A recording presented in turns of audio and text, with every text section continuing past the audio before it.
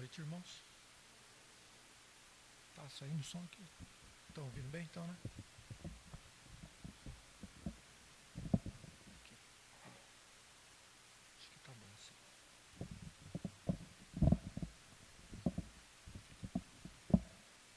Exatamente. Irmãos, hoje eu separei um estudo para conversar aqui com os irmãos. Antes eu queria agradecer primeiramente a Deus por todos vocês estarem aqui e agradecer também agradecer a igreja também, né, que proporciona esses trabalhos. E agradecer o pastor, mas ele não veio hoje. Esse é a família que começou aqui do início. Obrigado. Antes de entrar de ler o texto que nós vamos estudar e antes de entrar no nosso estudo, eu queria ler uma história verdadeira. Não tinha certeza se eu lia no começo ou no final, mas como o Caio lê no começo, eu vou ler no começo também. Um dos episódios mais impressionantes de Fogo Amigo foi evitado na Segunda Guerra Mundial. Em 18 de outubro de 1943, em meio à guerra, a 56ª Divisão de Infantaria de Londres tinha a missão de capturar a vila de Calvi Vecchia, na Itália. Esperava-se uma forte resistência do exército alemão. Por isso, um bombardeio aéreo pesado dos aliados foi agendado para ajudar na invasão. Mas os britânicos, encontrando pouca resistência, conseguiram tomar a vila muito antes do esperado. No entanto, os rádios de comunicação falharam e eles não conseguiram avisar o comando aliado para cancelar o ataque eminente. Com os bombardeiros americanos já se preparando para decolar e destruir a vila onde estavam agora centenas de soldados britânicos e civis italianos, Joey, um pombo-correio, foi solto com a mensagem desesperada de cancelamento presa nos seus pés. Esse pássaro voou por 32 quilômetros em 20 minutos e chegou à base aérea no momento em que os aviões já estavam ligados e preparados para decolar. Estima-se que seu voo salvou a vida de pelo menos 100 soldados e centenas de civis locais. Em 1946, ele foi levado a Londres para receber uma medalha como o autor do voo mais extraordinário feito por um pombo-correio. Joey viveu até seus 18 anos e morreu em 1961.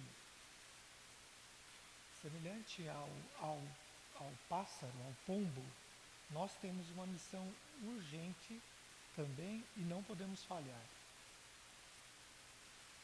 Nós que fomos salvos, mas tem muitas pessoas que ainda dependem de nós transmitirmos o que nós aprendemos. Com isso, a gente vai entrar. Aí da última vez que eu conversei com os irmãos aqui, quem estava aqui vai lembrar, nós estudamos com os irmãos, nós falamos de um convite extraordinário que Jesus nos fez. A gente pode lembrar, o texto era em Mateus 11, 28 a 30. Alguém quer ler? Por favor.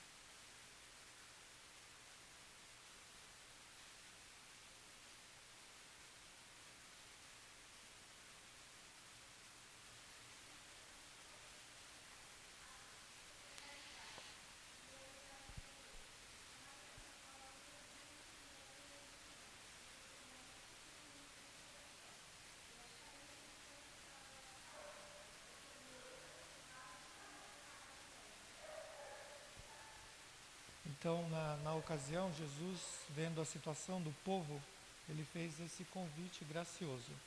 Vinde a mim, todos os que estáis cansados e sobrecarregados. Ele não só chamou, ele prometeu também dar alívio. E ele continua, tomai sobre vós o meu jugo e aprendei de mim. Notem bem, aprendam de mim, da pessoa de Jesus. E continua, aí ele fala da sua pessoa, porque sou manso e humilde de coração, e achareis descanso para a sua alma, porque o meu jugo é suave e o meu fardo é leve.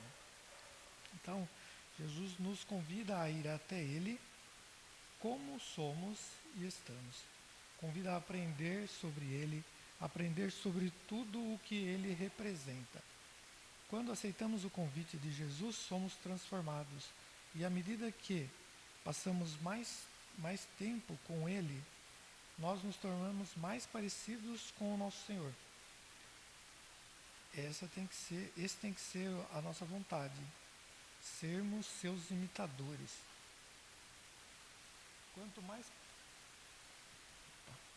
mais parecidos, quanto mais imitadores de Jesus nós nos tornamos, mais estamos aptos a obedecer à grande missão que Jesus nos deu. E assim, com essa longa introdução, nós vamos começar a nossa lição. O texto é outro texto muito conhecido dos irmãos. Mateus 28, versículo 19 e 20.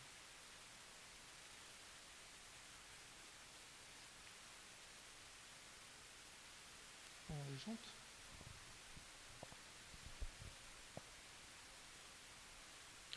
Todo mundo achou? Ide, portanto, fazeis discípulos de todas as nações, batizando-os em nome do Pai, e do Filho, e do Espírito Santo, ensinando-os a guardar todas as coisas que vos tenho ordenado. E eis que estou convosco todos os dias, até a consumação do século.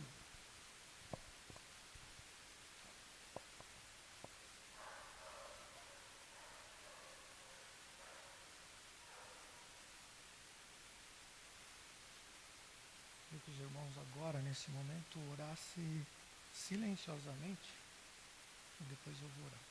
Peçam entendimento da palavra.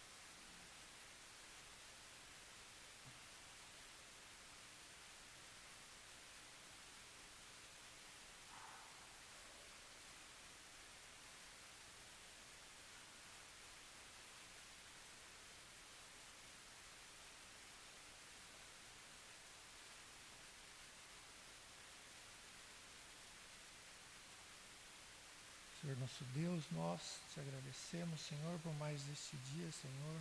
Obrigado, Pai, por esta oportunidade que o Senhor nos concedeu de estarmos aqui reunidos, Senhor, para estudar, Senhor, mais uma porção da Tua palavra, Senhor.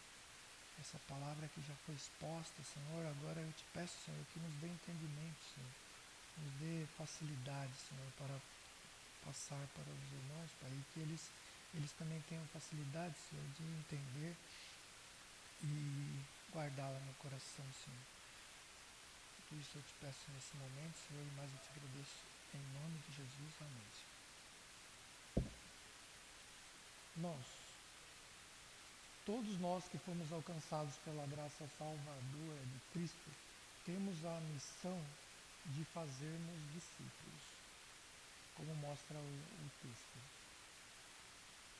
No versículo 19, ele começa dizendo: para irmos. Mas o importante nesse texto não é só ir, é fazer discípulos. Aí Jesus dá as suas informações, como fazermos discípulos. Enquanto vamos, devemos fazer discípulos. Então, com essa visão que o mais importante do texto, irmãos, coloquem isso na cabeça, o mais importante desse texto não é o id. Muita gente fala que é o id de Jesus, mas vamos focar no fazer discípulo até o final. Com essa visão que nós temos essa missão de fazer discípulo, eu separei nesse texto alguns pontos importantes para estudar com os irmãos. Nós fomos chamados, mais uma vez, fomos chamados para fazer discípulos. Jesus, durante o seu ministério, inicialmente ele chamou os 12 apóstolos e deu ordem para que aqueles 12 fizessem novos discípulos. E foi assim que o Evangelho cresceu. Jesus ensinando eles e eles ensinando uns aos outros. E assim o Evangelho se multiplicou e foi espalhado para outras nações e chegou até nós. Porque homens e mulheres vieram antes de nós e trouxeram a mensagem do Evangelho e fizeram mais discípulos por onde passaram. Por isso chegou até nós. Então, eu separei seis pontos importantes para a gente estudar junto. O primeiro, irmãos, é a ocasião. Em que ocasião nós devemos fazer discípulo? O segundo é a razão, por que devemos fazer. O terceiro é a abrangência desse discipulado. Em quarto, a duração. Em quinto, a extensão. E por último, o conforto. O primeiro ponto, então, é a ocasião. Em que ocasião nós devemos fazer discípulos? E, segundo a mensagem de Jesus, nós devemos fazer discípulos em todo o tempo, enquanto nós caminhamos. Quanto mais nós aprendemos, mais nós devemos passar para os irmãos, para os nossos irmãos e para as outras pessoas que não conhecem ainda o Evangelho, a gente tem que passar para eles. Então a ocasião não tem um determinado momento em que nós devemos passar o Evangelho. O Evangelho ele tem que ser difundido, ele tem que ser espalhado por nós individualmente, cada um, enquanto nós caminhamos, enquanto nós vivemos, enquanto nós vamos passando pela vida.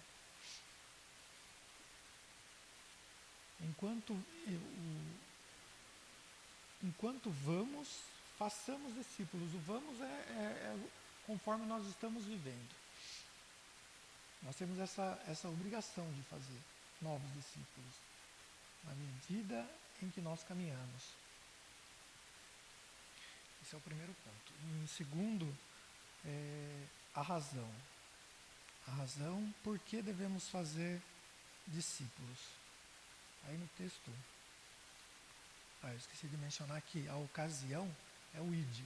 O id é enquanto nós vamos indo, enquanto nós estamos indo, façamos discípulos de Jesus. O segundo, então, é a razão, é o portanto. Portanto, por que devemos fazer discípulos? Essa palavra, portanto, ela manda a gente ver atrás. Portanto, ele quer dizer por quê. Então, tem que ter uma razão atrás do porquê devemos fazer. E está mencionado no versículo 18. Pode ler?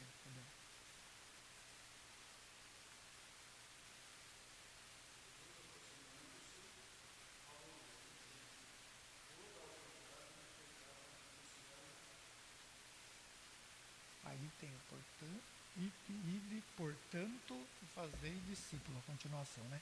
Então a motivação é porque toda a autoridade foi dada a Jesus Cristo.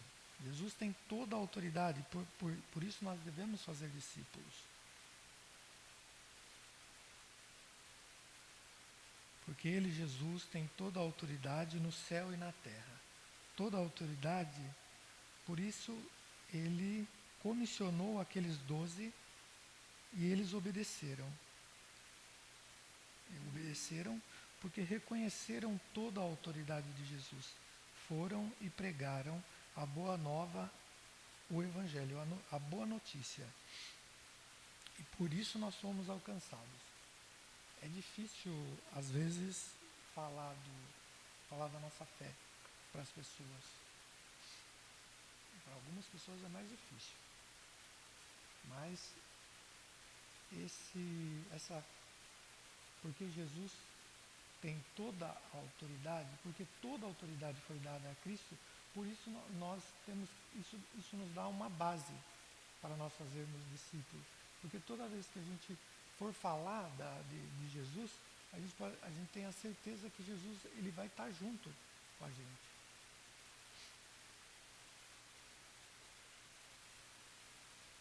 E a gente deve anunciar, a nossa obrigação é anunciar o Evangelho, porque nossa obrigação não é convencer as pessoas, nossa obrigação é anunciar, porque quem vai convencer as pessoas é o Espírito Santo. A maneira mais fácil de anunciar o Evangelho, para quem ainda não conhece Jesus, é mostrar para as pessoas o que Jesus fez na nossa vida. Nós temos que ser o exemplo. Alguém já disse que o Evangelho é como um mendigo que ele sai, ele procura, ele acha um pão, e aí ele pega para ele volta e avisa aos outros aonde tem pão. Essa tem que ser a mensagem do Evangelho. É um passando para o outro. Nós devemos anunciar o Evangelho da nossa forma. Nós temos o privilégio de termos a salvação. Nós temos Cristo no nosso coração, então nós temos essa obrigação de anunciar.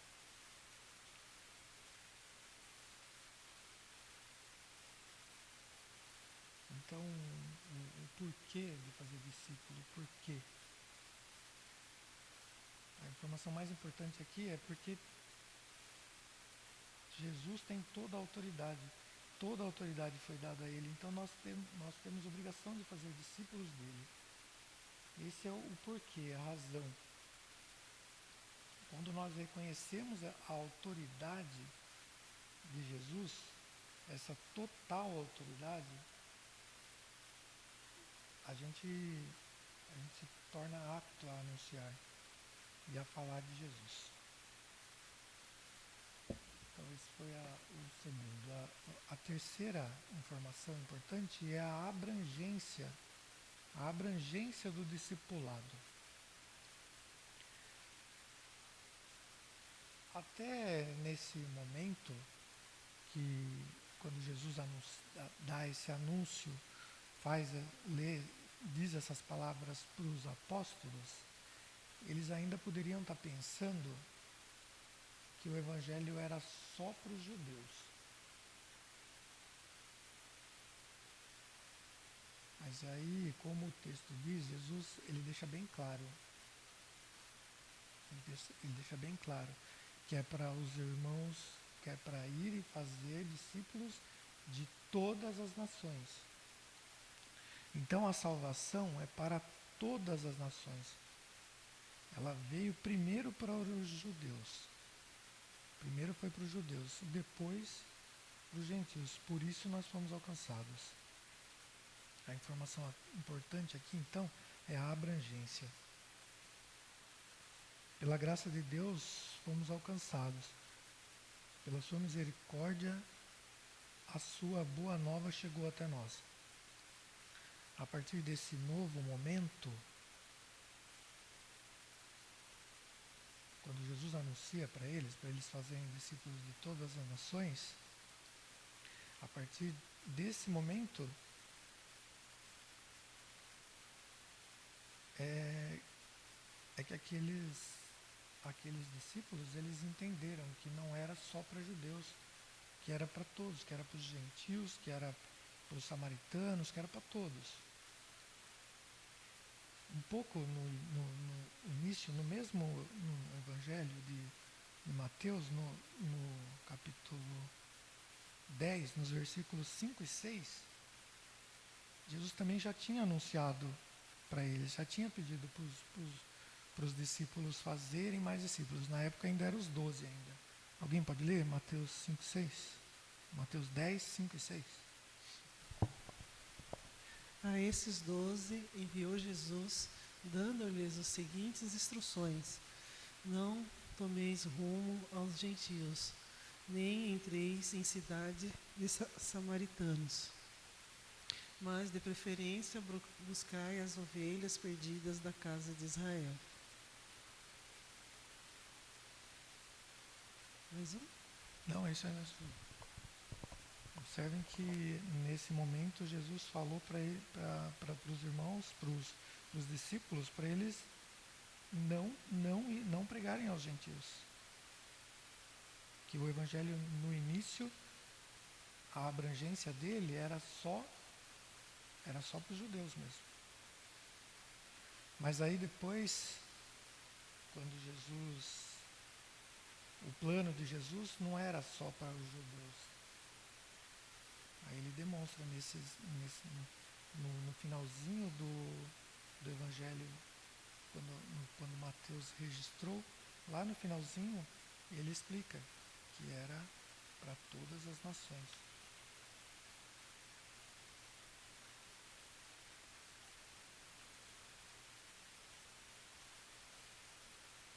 Ali Jesus também foi claro,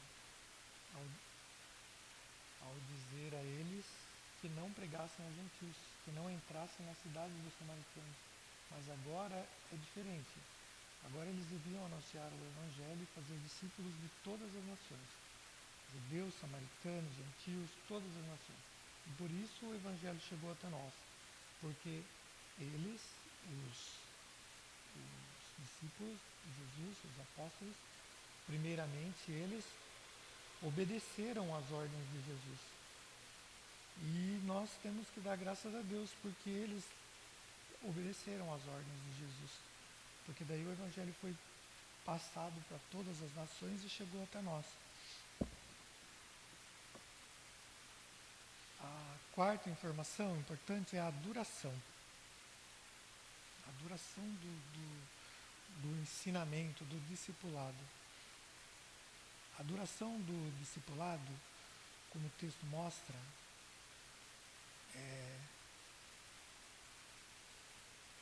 batizando-os em nome do Pai, e do Filho e do Espírito Santo. O texto mostra que devemos acompanhar as pessoas compartilhando a nossa fé e ensinando e anunciando o Evangelho até o seu batismo. Mas não para no batismo. Mas a pessoa, quando é batizada, ela é selada com esse sinal do sacramento do batismo, que é em nome do Pai, do Filho e do Espírito Santo. É a forma certa de batizar. E aqui nós vemos o mistério da Trindade. Um só Deus que subsiste em 3 pessoas: Pai, Filho e Espírito Santo. A quinta informação, irmãos, é a extensão do discipulado. No verso 20,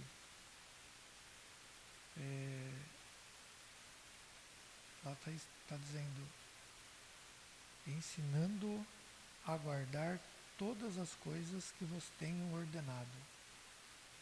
Notem, irmãos, que o discipulado ele é abrangente.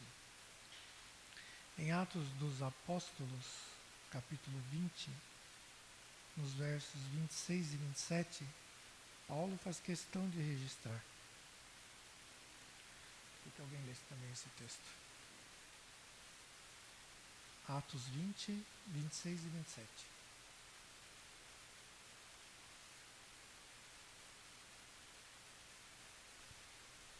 Portanto, eu vos protesto, no dia de hoje, que estou limpo do sangue de todos, porque jamais deixei de vos anunciar todo o desígnio de Deus. Isso. Paulo, ele fez questão aqui de dizer que ele não deixou de anunciar por onde ele passou todo o Evangelho, tudo que ele aprendeu. Todos os planos de Deus.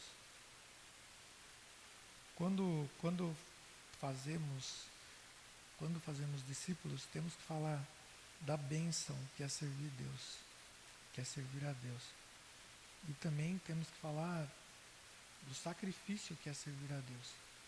Temos que falar de céu, temos que falar de inferno. Temos que falar da coroa e da cruz. Devemos dizer que é preciso negar a nós mesmos, negar os nossos pecados e nos afastar dos nossos pecados. Devemos falar da luta do nosso espírito contra a nossa carne. Às vezes temos que abandonar um emprego, se afastar de alguns amigos. Às vezes até parentes podem romper relacionamentos conosco por conta do Evangelho. Mostrar que devemos nos afastar de tudo que nos afasta de Deus.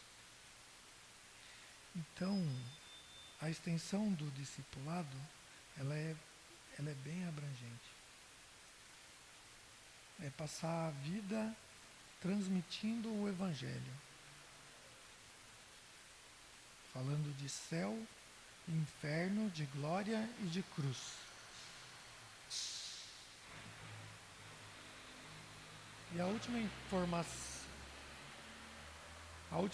importante do texto é o conforto que Jesus traz para nós, enquanto nós vamos fazendo discípulos.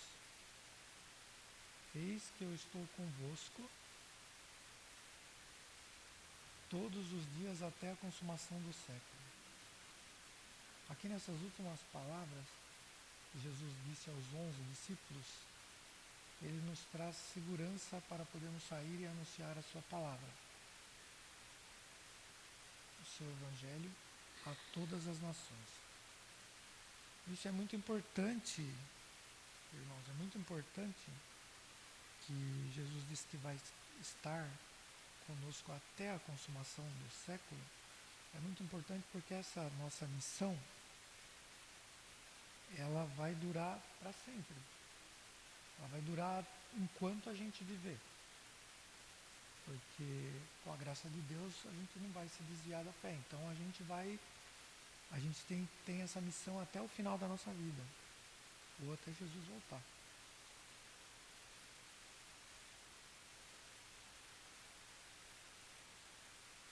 Esse texto que nós lemos e estudamos, ele é conhecido como a Grande Comissão. Ele requer obediência. Alguns chamam de o Ide de Jesus. Mas lá no comecinho eu pedi para os irmãos não focarem no Ide de Jesus. E focarem no fazer discípulo.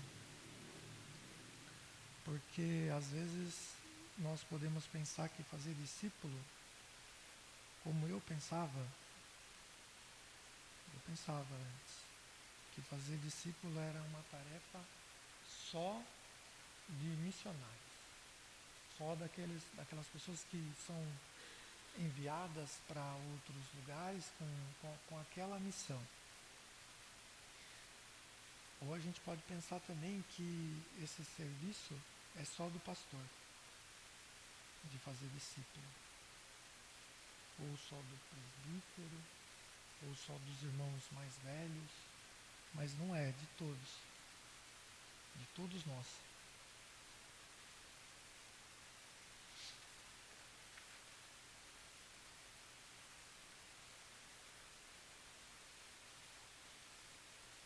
Todos nós que fomos alcançados pela graça salvadora de Jesus Cristo, temos a obrigação de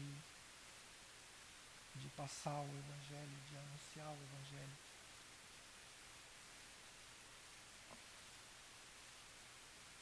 Paulo diz em 1 Coríntios 9,16: se anuncio o Evangelho, não tenho do que me gloriar, pois sobre mim pesa essa obrigação, porque ai de mim se não pregar o Evangelho. Como Paulo diz, ai de mim, ai de vocês, ai do pastor, ai de todos nós se não pregarmos o Evangelho. Pois sobre mim pesa essa obrigação. Paulo diz que pesava sobre ele essa obrigação. E essa obrigação pesa sobre nós também. Sobre todos nós. Portanto, irmãos, como nós estamos em relação a esse assunto? Como estamos no campo missionário onde Deus nos colocou? No nosso trabalho, na escola, no futebol lá com os amigos, em todos os lugares que frequentamos, como nós estamos em relação a mostrar às pessoas que somos novas criaturas. As pessoas olham para nós na rua e eles conseguem ver em nós evidências da nossa conversão? Será que a gente está passando essa informação para as pessoas? Eu quero contar uma coisa aqui, que na época que eu estudava, lá em 1990 mais ou menos, era fácil identificar um crente, um colega que era crente, era fácil. Você olhava, você já sabia que ele ali é crente. Aquela lá é crente. Por causa que era diferente o modo de falar, de andar, de se vestir, era diferente. As notas eram as melhores. Hoje, eu não sei se eu fosse para os bancos da escola, se eu ia saber diferenciar quem é crente e quem não é. Os jovens da nossa igreja, será que eles estão sendo reconhecidos lá nas suas escolas? A Denise conta para mim que quando ela estava na escola, chamavam ela de crentinha. Né? Ela falou para mim, então ela era reconhecida por alguma coisa que ela fazia.